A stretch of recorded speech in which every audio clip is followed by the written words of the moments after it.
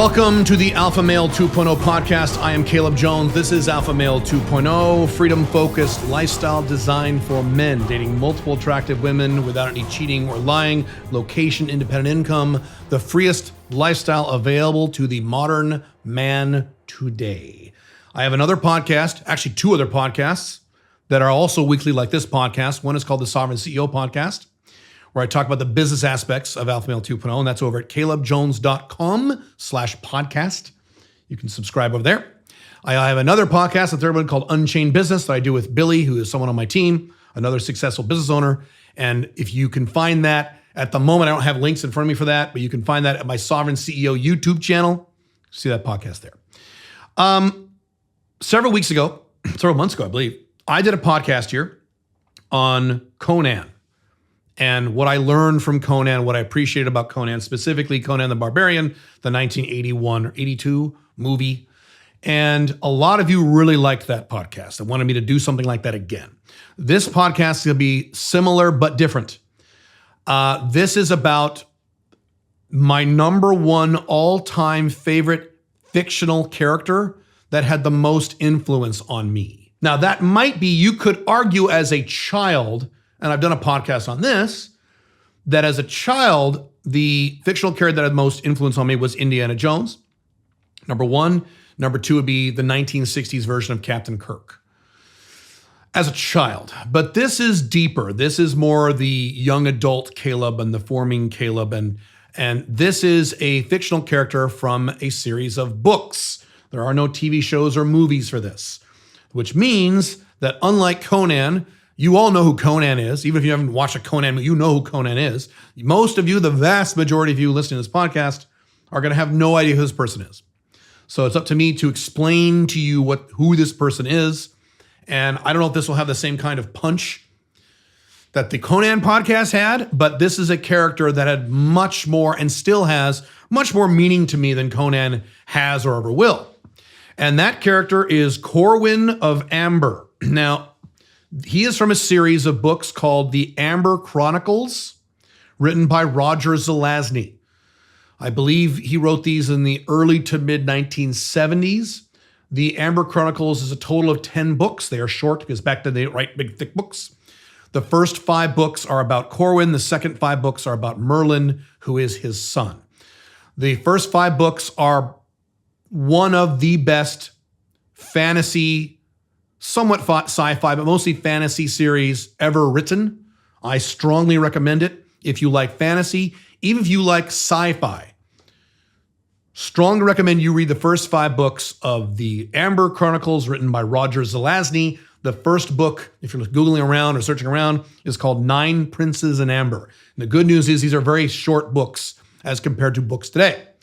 Strongly recommend that. If you're into fantasy or even sci-fi, you've never read these books, you're doing yourself a disservice. Strongly, whether or not you think Corwin is a cool character, irrelevant. Those books are the shit. The first 5. The second 5 are optional. They're okay. They're good. They're not great. Mainly because Corwin isn't in them, but they're just not as good. But they are good. They're worth reading if you're interested. Now, for me to explain who Corwin is, I got to give you some background on the setting. I will not give away any spoilers in case you want to read these books. Boy, this is complicated. Where do I begin? I knew this podcast would be difficult. So the setting of this universe in the Amber universe is that there is only one true world called Amber. It is the only one true world. And every other world or universe is a shadow, quote unquote, or a version, parallel universe version of Amber, and that includes Earth. So our Earth exists in this universe, but it is a quote unquote shadow, a parallel version of the real world, which is called Amber. And this is a multiverse type scenario. So you can go to if you have the ability, you can traverse the universe and go to these other universes that are all shadows, copies of Amber that are all slightly different. So you can go to a sci-fi universe, you can go to a fantasy universe, you can go to the Earth, you can go to Earth and different versions of Earth, and so on. The universe, or Amber, I should say, is run by a monarch named Oberon, and he has many children, something like 13, 14 kids. And all the kids are grown, and they're basically almost like gods. Not literally, they can be killed, but they're very hard to kill. They're godlike creatures called Amberites. And the story is mostly about, before the beginning of the first book, the father vanishes. Oberon vanishes. So now all these children, grown children, are at war with each other. And they have alliances. They double cross each other. They're all very intelligent. They're very powerful. Some of them are sorcerers. Some of them are warriors. Some of them are in between. And all 10 of these books are about them vying for power, well, at least the first 5, vying for power over Amber. Okay. There's also, on the other side of the universe, the opposite of Amber, which is called Chaos, the Courts of Chaos, and there's demons and shit there. And anyway, it gets pretty complex, but that's the gist. And every one of the children has a certain look. They always have 1 or 2 colors that they wear, no matter what world they're in. So if they're in a fantasy world, let's say Corwin's colors are black and silver. So if he's in a fantasy world, he has black armor and like a silver highlights. If he goes to Earth, he wears a black suit and a silver tie. Makes sense? And they all have certain hair colors. Some have black hair and they're all kind of similar. Some have red hair and they're all kind of similar, blah, blah, blah. Okay? So it gets very detailed into these characters. They are amazing characters. I just can't recommend this series enough. It's just fantastic. Strongly recommend it. Read these books, at least the first 5. Corwin and Amber is one of the brothers. He's not the oldest brother. I think he's one of the middle brothers. And the first 5 books are about him. And he is the epitome of my favorite fictional character. He is extremely alpha male. He bangs chicks. He's kind of ruthless. He's sarcastic. He's kind of a smartass. Ring a bell. He's non-monogamous. He is, now, one of the defining traits, every one of these children have a defining trait. One is very strong. One is a tactical genius. One is a great sword fighter. One has a powerful mind. One has magic. So they all have these defining characteristics. His defining characteristic is endurance. He can endure. So there's a scene in one of the books where he hasn't eaten in a week and he finds this guy or he helps this guy who's dying and he makes a gurney and he drags this guy like miles to the nearest town and it takes him several days. He's able to do this on no food. There is a part, this is not a spoiler, but I got to give some of these scenes. There's a part where Corwin gets captured. I won't give you the scenario as to how he gets captured. And his captor throws him into a dungeon and then he burns out his eyes. Yeah. So he literally burns Corwin's eyes out and throws him in this dungeon for eternity, quote unquote. And for years and years, he's in this dungeon. He can't see anything. And one day he sees like this little flash of light in the lower corner and he touches his own eyes and his eyes have grown back. So he has this ability to endure, to persevere, to keep going. Very Rocky-like. So that's another big trait because, strong guys, that's pretty simple. Like Conan's strong. Cool, that's cool. Being strong is cool. You should be strong. Alpha is strong. But that's kind of a generic trait. Being really smart, that's cool too. But if you're too smart, you turn into a Lissig and you never make any money. So there's a danger there. So the fact that his divine trait is endurance, physical and mental endurance. He can keep going and keep going and keep going and keep going. There are several scenes in the book where he goes through all kinds of hell and violence. He gets stabbed and all kinds of shit. And he goes to one of his safe houses on Earth. And he goes, I fell into the bed and I slept for 16 hours. And I relate to that. When I was younger, I used to sleep for like 12 hours. So I relate to that. Interestingly, the first 5 books are written in first person from his perspective. So he's the actual writer of the books. And sometimes he is what they call irresponsible narrator or unreliable narrator. Usually he's telling the truth, but sometimes not. But you see this stuff through his eyes. So all the books are full of quotes from him. Matter of fact, I got some quotes from him on the screen over here. A few of them are pretty funny. Like, let me pull one up here really fast. I gathered I wasn't very well liked. Somehow the feeling pleased me. Perfect. I completely relate to that. Things like that. He's also kind of a scoundrel. He fights dirty. So like there's a scene where this great warrior wants to duel him one-on-one. He goes, all right. So the warrior pulls out his sword. He pulls out his sword and they clink and he just takes his fist and punches him right in the balls as hard as he possibly can. And the warrior just doubles over and he's like, okay, bye, and leaves. And the warrior's like, you piece of shit. You're just, that is not honorable. So he's kind of an asshole. that way. Another defining characteristic is, and this isn't a huge spoiler, it's not really a spoiler. Again, I got to give you some things here, but one of the plot lines is that his brother, Eric, his older brother, wants to take the throne and replace Oberon as the king of Amber, therefore the universe. And Corwin's like, well, fuck you. I'm going to take you out. I'm going to be the king. And throughout the course of the story, Corwin realizes he doesn't really want to be king. He doesn't really want to control anybody else. Sound familiar? Alpha Male 2.0? He doesn't really want that. He thinks he wants it. And he's also bent on revenge because certain things happen I won't give away. But the character arc he goes through is that he wants to rule and be the king because I'm the smartest, I'm the baddest ass guy here. Of course it should be me. To, do I really want this? Do I really want to be king? Is that what I want to do? Have all that responsibility and bureaucracy? And is that how I want to live my life? Maybe I just want to just be free and do whatever I want. Sound familiar? So there's a lot of seeds of Alpha Male 2.0 in Corwin's character throughout these 5 books. He has various sexual liaisons. And interestingly, 1 or 2 of the women he really likes. So one in particular he really likes. Now, he doesn't marry her and get monogamous to her. He just really likes her in addition to other women. Sound familiar? So it's not like he is this complete James Bond player where he just bangs all these girls. That's boring. It's more than that. Some girls he bangs, some girls he really likes. Some girls he doesn't. Some girls are temporary and he knows they're temporary. Some girls he really cares about and, wants to build something special with, but he's non-monogamous. He knows that doesn't make any sense. I'm a god or godlike creature. I can traverse the universe. I have this amazing, wonderful life. Why would I limit that to one woman? That doesn't make any sense. Sound familiar? He's also very logical and very rational. And he has all these very intricate plans that he uses namely to go up against Eric. The story gets much more complicated as it progresses through the 5 books.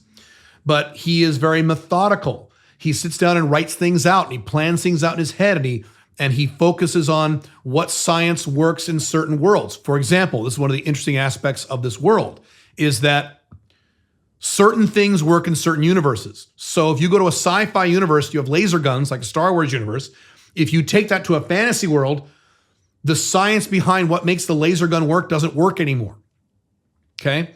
Another example is like gunpowder. If you go to a cowboy universe and you have pistols, you bring it to a fantasy world, the chemical reaction of gunpowder no longer functions. So one of the techniques he uses is he figures out a way around this.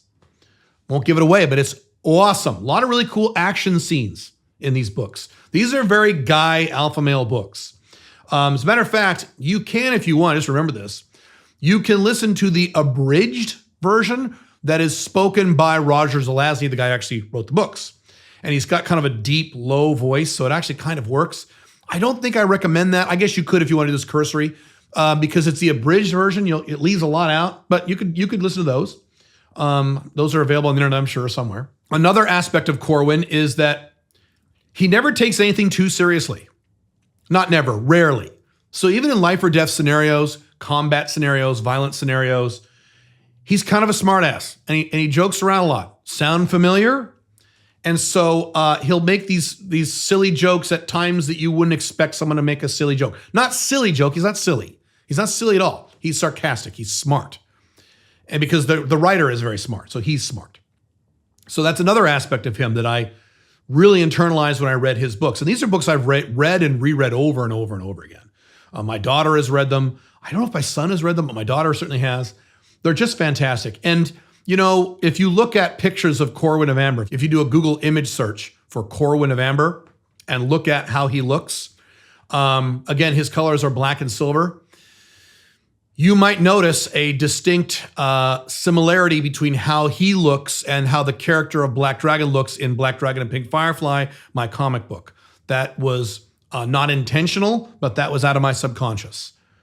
It's just because this is one of those characters that is truly buried in my subconscious. It's not like I think about how would Corwin of Amber act. It's just very similar to Indiana Jones, Han Solo, James Bond to a degree, Doctor Who, specifically the Tom Baker version of Doctor Who. These characters are just buried in my subconscious and have formulated my personality over the years. And so there have been times where I have said certain things or done certain things. I don't think this anymore, but I used to. Well, that was a Corwin moment. That's what Corwin would do. Now, Corwin is not a perfect guy. He has flaws. He makes mistakes and he fucks up. He's also an asshole, legit fucking prick sometimes. He does things that are kind of shitty. So I'm not saying this is a character you want to emulate 100%. There are some negative traits this guy. There are things he does that I wouldn't do. Most of the things he does, I would do. But there's a few things he does like, he's an asshole, but that's part of his character. He's an asshole. And that's one of the things that I've thought about is that when you look at fictional characters that you like, that you want to emulate, there are aspects of those characters that you don't like, right? And that you would never emulate. You look at James Bond, there are a lot of aspects of James Bond I think are terrible. So the Daniel Craig version of James Bond is awesome. He's awesome, but he's also depressed, okay? And he's lonely. That's not something you want to emulate. So if you want to emulate James Bond, you got to be aware of the negative traits of that person that you don't want, right? Conan is awesome, but he has a huge temper. That's not good. You don't want a big temper. That's alpha male 1.0. You want to be like Andrew Tate, be mad all the time. That's not good. So you have to be careful about when you look at these fictional characters that turn you on. And there's a few that turn me on. Look at the negative traits and take those off. One of the beauties of Indiana Jones is that even his negative traits are kind of endearing. So when Indiana Jones fucks up or makes a mistake, it's kind of cool and funny. So you almost like, well, if I want to fuck up, I want to fuck up like Indiana Jones. I did a whole podcast on that. You can listen to that if you want. So be aware that I have seen men in particular, emulate fictional characters they like, but also emulate, purposely or not, the negative traits of those characters.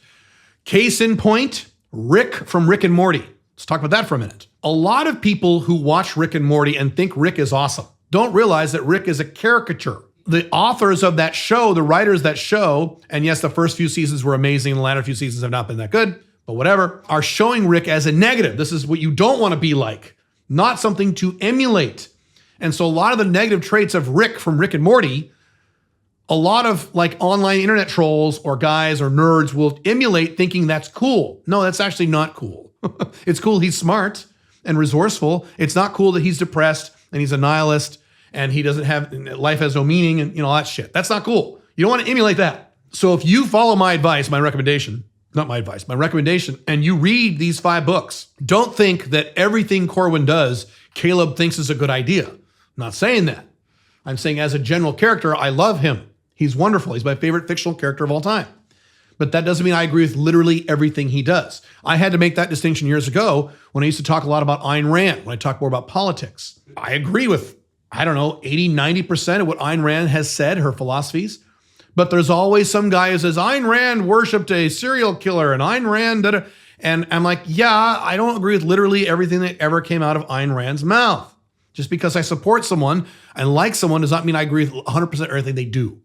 So you have to make that distinction in your mind when you fall in love with these fictional characters. By the way, that also applies to real life people. So let me use Andrew Tate as an example of this. There are lots of guys who worship Andrew Tate and they want to be just like him. And when I say just like him, the positives and the negatives. There's a lot of negatives to Andrew Tate. You don't want the negatives, but there are a lot of guys who want the negatives too. No, look at someone who you admire and take their positive traits. If they have negative traits, don't copy those. Everyone has negative traits except me. I'm perfect. No, my negative trait is that I'm overweight. I like to eat a lot of food. Don't copy that trait. That's not a good trait to copy. Okay? Don't do that. Copy my positive traits. Or you could call certain things negative of things you don't agree with. If for some reason you disagree with the concept of non-monogamy, I have no idea why you're listening to this podcast, but okay, if you disagree with that concept, you could consider that a negative, I guess. I'm right about this. Non-monogamy is less bad than monogamy. But anyway, you get my point. So I don't think Corwin of Amber is a perfect person or even a perfect character. He is my favorite character with or without his flaws. And if you watch or read, I should say, Corwin of Amber, you will see a lot of aspects of me. You will see a lot of aspects of Alpha Male 2.0 in that character because he's one of the formulating characters of my life. So that's it. I strongly recommend you read or audiobook if you're lazy or busy. The Chronicles of Amber, the first 5 books, starting with 9 Princes in Amber. And if you don't want to, that's fine. If you liked this podcast or this kind of topic where I talk about these fictional characters and this resonated with you, let me know and I will do more of these. If you're like, what the fuck, why are you talking about this character I've never heard of? Then let me know that as well. And I'll get a gauge for whether or not I should talk about these kind of things in the future. Again, it's not as easy to talk about Conan because you all know what Conan is. Cool? Cool. All right. See you in the next podcast or video. Have fun. Bye.